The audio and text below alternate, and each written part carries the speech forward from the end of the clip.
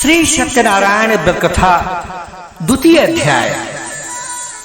सूत जी ने कहा कि हे ऋषि मुनिगण, इस व्रत को पहले किस किस ने किया, अब मैं इस विषय में आप सभी को बताता हूं, ध्यान से सुनिए।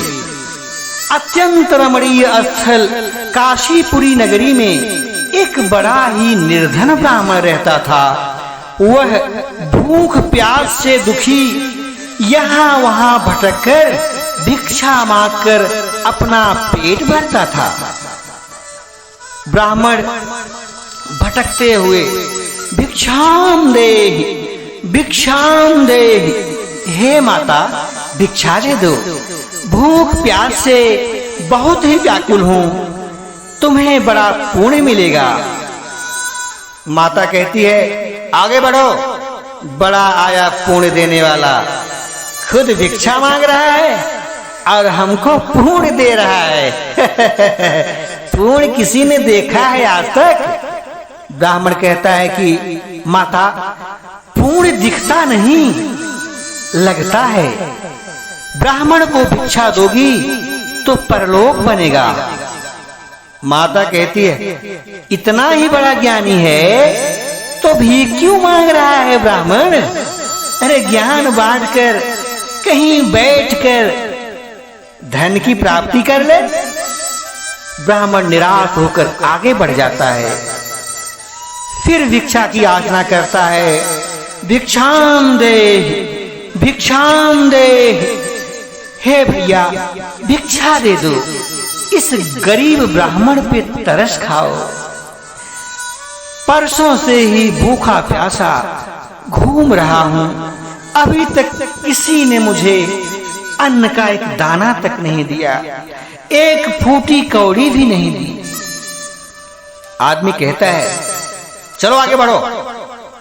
ब्राह्मण वहां से आगे बढ़ता है, भिक्षाम देहि, भिक्षाम देहि, हे भगनी मुझे भिक्षा दे दो।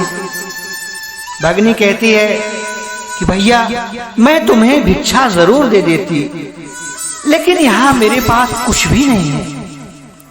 ब्राह्मण फिर आगे बढ़ जाता है, भिक्षाम देहि, भिक्षाम देहि, भिक्षा दे दो, भिक्षा दे दो, हे भैया कुछ दे दो, कई दिनों से भूखा प्यासा हूं, भोजन नसीब नहीं हुआ है। एक आदमी आता कहता है, क्या तुमने भोजन नहीं किया है? ब्राह्मण कहता है, नहीं भैया, मेरी पत्नी भी भूख के मारे बेहोश पड़ी है, कुछ दे दोगे तो हमारे प्राण बच जाएंगे और तुम्हें ब्राह्मण का आशीर्वाद मिलेगा। आदमी कहता है, तुम मुझे आशीर्वाद दोगे? गरीब ब्राह्मण अपना पेट तो भर नहीं सकता, चला है आशीर्वाद देने। चलो आगे बढ़ो, यहां से निकलो। रोज रोज आ जाता है भिक्षा मांगने। ब्राह्मण वहां से निराश होकर भिक्षाम दे, भिक्षाम दे कहते हुए आगे बढ़ जाता है। कहता है, कोई मुझे भिक्षा दे दो, हे माई मुझे भिक्षा दे दो, हे भैया कुछ दे दो। लेकिन उस ब्राह्मण को कोई अन्न का दाना और फूटी कौड़ी भी नहीं देता। ब्राह्मण विचार करता है, कहता है कि लगता है आज भी भूखे पेट सोना पड़ेगा। हे भगवान तेरी यही इच्छा है तो यही सही। घोर कलयुग आ गया है, अब तो इस धरती पर ब्राह्मणों का कोई मान सम्मान बचा ही नहीं है। पृथ्वी के इस देवता को कोई भिक्षा भी नहीं देता। समाज को सद्मार्ग दिखाने वाला ब्राह्मण आज हाशिए पर है। ब्राह्मण की यह अत्यंत दीन अवस्था देखकर देवर्षि नारद द्रवित हो जाते हैं। और भगवान नारायण से कहते हैं, नारायण नारायण, हे प्रभु ये मैं क्या देख रहा हूं? आपके मुखमंडल पर चिंता की लकीरें। भगवान विष्णु कहते हैं कि हां देवर्षि, तुम बिल्कुल सही अनुभव कर रहे हो। मैं वास्तव में बहुत ही चिंतित हूं। नारद जी कहते हैं कि नारायण नारायण, त्रिलोकी और चिंतित।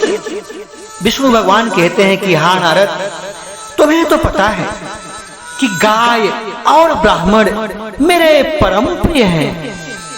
मैं इन्हें कभी परेशान नहीं देख सकता। जो इनको सताता है वो हमारा सबसे बड़ा शत्रु है। गो और द्विज की रक्षा के लिए हमने कई बार पृथ्वी पर अवतार लिया है और आगे भी अवतार लेता रहूंगा। इस समय मेरा परम प्रिय ब्राह्मण मृत्युलोक में कष्ट भोग रहा है। ज्ञानी होते हुए भी अज्ञानियों की भांति भूख और प्यास से व्याकुल होकर धरा पे विचरण कर रहा है। उसका दुख हमसे देखा नहीं जाता। नारद जी कहते हैं कि नारायण नारायण, हे प्रभु, आप भी साधारण मनुष्यों की तरह व्यथित हो रहे हैं। अरे आप तो तीनों लोकों के स्वामी हैं। बिना आपकी अनुमति के एक पत्ता भी नहीं हिलता। हे पालनकर्ता, अपने भक्तों की पीड़ा को हरिए। भगवान विष्णु एक ब्राह्मण के वेश में धरती पर आकर प्रकट हो जाते हैं और उस ब्राह्मण से कहते हैं कि हे ब्राह्मण देवता, तुम इतने दुखी होकर इस पृथ्वी पर क्यों भ्रमण कर रहे हो? तुम्हारी ये पीड़ा हमसे नहीं देखी जा रही। बताओ तुम्हें क्या कष्ट है? हो सकता है कि मैं तुम्हारी कुछ मदद कर सकूं। ब्राह्मण अपने दोनों हाथ जोड़ करके करबद्ध होकर कहता है कि हे द्विजश्रेष्ठ, क्या बताऊं, मैं एक गरीब ब्राह्मण हूं, अत्यंत निर्धन और दुखी हूं। भिक्षा के लिए पृथ्वी पर भटकता रहता हूं, पर कोई मुझे भिक्षा नहीं देता और पेट की ज्वाला मुझे जलाकर मार डालना चाहती है। मैं इतना असहाय और निर्बल हूं कि अपनी पत्नी का पेट भी नहीं भर पा रहा हूं। मैं तो इस जीवन से तंग आ चुका हूं। अब ये गरीबी हमसे और बर्दाश्त नहीं हो पा रही। अगर आप हमारी कुछ मदद कर सकते हैं तो बताइए, इस गरीबी से मुझे कैसे मुक्ति मिल सकती है? विष्णु भगवान कहते हैं कि ब्राह्मण, इसी बात को लेकर तुम इतने व्यथित थे? चिंता की कोई बात नहीं। एक उपाय है मेरे पास, कर सकोगे? ब्राह्मण कहता है कि एक उपाय क्या, मैं तो सैकड़ों उपाय करने को तैयार हूं ताकि इस कष्टपूर्ण जीवन से मुझे मुक्ति मिल सके। बताइए दुश्रेष्ठ, जल्दी बताइए, मैं करने को तैयार हूं। भगवान विष्णु ने कहा कि हे ब्राह्मण, पालन करता भगवान विष्णु सत्यनारायण स्वरूप में सभी की मनोकामना पूर्ण करते हैं, सबको मनचाहा फल प्रदान करते हैं। इसीलिए तुम उनका पूजन करो। भगवान श्री सत्यनारायण जी का व्रत व पूजन करने से मनुष्यों के सभी दुख दूर हो जाते हैं। और अंत में ब्राह्मण बोलता है, आपने यह उपाय बताकर हम पे बहुत बड़ी कृपा की है। अब आप कृपा करके इस व्रत की विधि भी बताएं। मैं इस उत्तम फल प्रदान करने वाले व्रत को अवश्य करूंगा। विष्णु भगवान कहते हैं, तो फिर ध्यान से सुनो। फिर ब्राह्मण कहता है कि भगवान श्री सत्यनारायण जी की व्रत कथा करने का मेरा संकल्प पूर्ण हो, ऐसा ही आशीर्वाद देने की कृपा करें। विष्णु भगवान कहते हैं, सच्ची श्रद्धा और विश्वास से किया गया संकल्प अवश्य ही पूर्ण होता है, तुम्हारी इच्छा पूर्ण हो। ब्राह्मण विदा लेके आगे बढ़ता है। विष्णु भगवान अंतर्ध्यान हो जाते हैं। ब्राह्मण कुछ दूर जाने पर उसके मन में ऐसी भावना पैदा होती है कि ये तो बड़े पहुंचे हुए महाशय लगते हैं, इनसे मैं कुछ और पूछ लूं। वो पूछने के लिए जैसे ही पलटता है, देखता है वहां कोई नहीं है। ब्राह्मण विस्मय से चकित होकर कहता है, अरे अभी तो यहीं थे, कहां चले गए? ब्राह्मण अपने घर आकर करौटे बदल रहा है, उसे नींद नहीं आ रही है। वो मन ही मन विचार करता है कि हे ईश्वर, ये तुम्हारी कैसी लीला है। एक तरफ व्रत करने की प्रसन्नता है कि व्रत करने से कष्टकारी जीवन आनंददायक हो जाएगा, और दूसरी ओर ये व्रत पूरा कैसे होगा, इसकी चिंता मुझे सताए जा रही है। घर में फूटी कौड़ी भी नहीं है और न ही अन्न का एक दाना है। पूजन सामग्री की व्यवस्था कैसे होगी? भिक्षा में तो अन्न भी नहीं मिलता, पूजन सामग्री की आशा कैसे कर सकते हैं? कुछ भी हो, जो व्रत मुझे द्विश्रेष्ठ ने बताया है उसे मैं अवश्य करूंगा, अवश्य करूंगा। तब तक ब्राह्मण की पत्नी आती है, कहती है, क्या करेंगे स्वामी? ब्राह्मण कहता है, भगवान श्री सत्यनारायण का व्रत करूंगा प्रिय। पत्नी कहती है, ये तो बहुत ही उत्तम विचार हैं आपके, वैसे भी आए दिन हमारे व्रत होते ही रहते हैं, एक व्रत और सही। ब्राह्मण कहता है, प्रिय, ये कोई साधारण व्रत नहीं है, इसको करने से हमारे घर की सारी दरिद्रता दूर हो जाएगी, हमें भूखों नहीं सोना पड़ेगा। ब्राह्मण की पत्नी कहती है, स्वामी, क्या क्या सपने दिखाते हैं आप, क्या कभी ऐसा हो सकता है? ब्राह्मण कहता है, अवश्य होगा, अवश्य होगा प्रिय, विश्वास करो, दुष्श्रेष्ठ की बातें मिथ्या नहीं हो सकती, हमें उन पर पूर्ण विश्वास है, वो कोई साधारण मानव नहीं थे। ब्राह्मण की पत्नी कहती है, तब तो अवश्य ही भगवान होंगे, हमारी दुर्दशा देखकर उन्हें भी दया आ गई होगी। ब्राह्मण कहता है, सही कहती हो, मारे खुशी के आज रात भर मुझे नींद नहीं आएगी, आओ हर कीर्तन करते हैं, तब तक भोर हो जाएगी, हमारे स्नान और पूजा का समय हो जाएगा। दोनों पति पत्नी पूरी रात हर कीर्तन करते हैं, स्नान और पूजा पाठ कर कर ब्राह्मण तैयार हो जाता है, भिक्षा मांगने के लिए निकल पड़ता है और मन में विचार करता है कि हे श्री सत्यनारायण प्रभु, हे दुखहर्ता, हे सुखकर्ता, आज मैंने सपत्नीक आपका व्रत करने का संकल्प ले लिया है। आज जो कुछ भी मुझे भिक्षा में मिलेगा उसी से मैं आपका व्रत और पूजन करूंगा। राह में चला जा रहा है और ऐसी जगह पहुंचता है जहां की धनवान लोग बसते हैं। ब्राह्मण विचार कर रहा है कि आज श्री सत्यनारायण भगवान की कृपा से मुझे भिक्षा में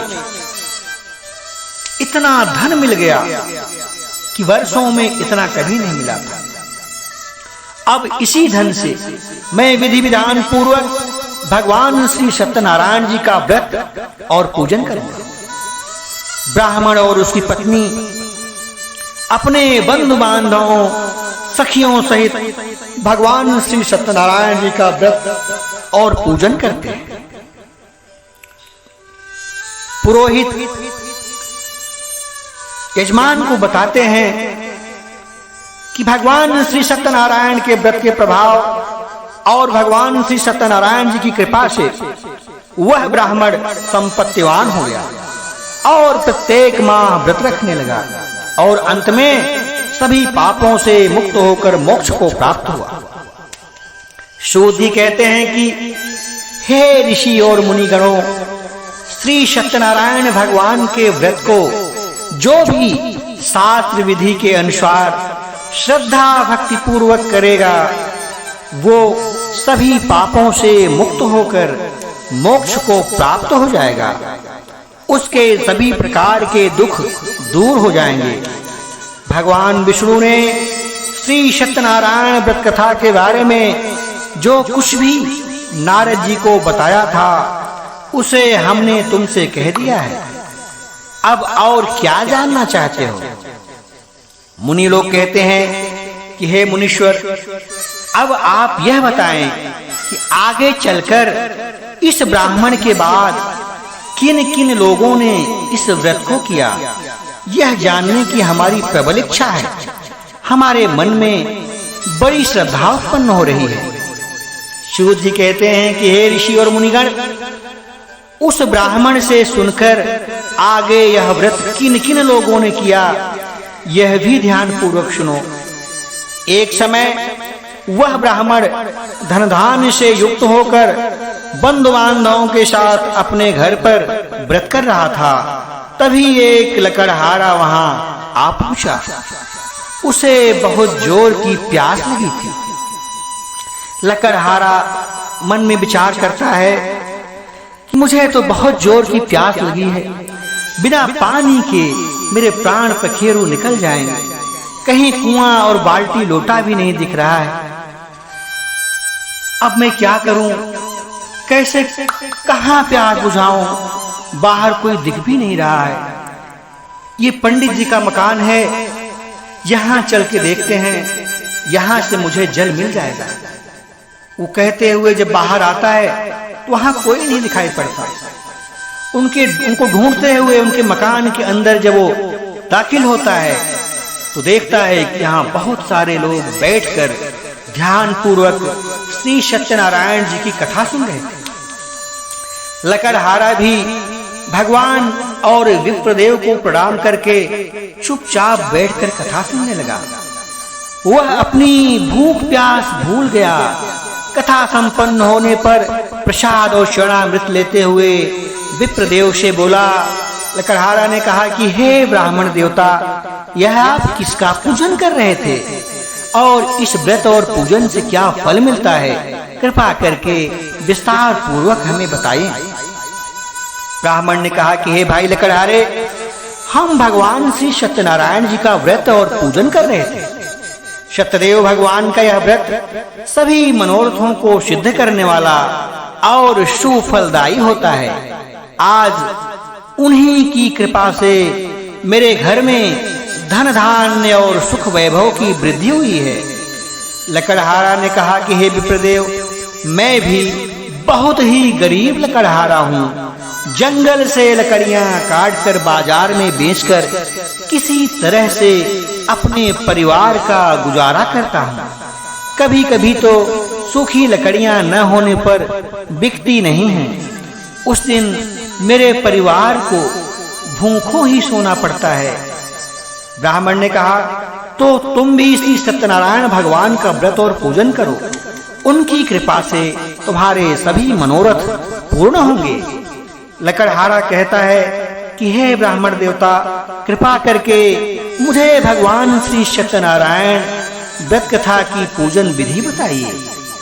ब्राह्मण कहता है, वो तो तुमने देख ही लिया, ठीक उसी प्रकार से सब करना और प्रसाद लेकर और भोजन करके ही आना।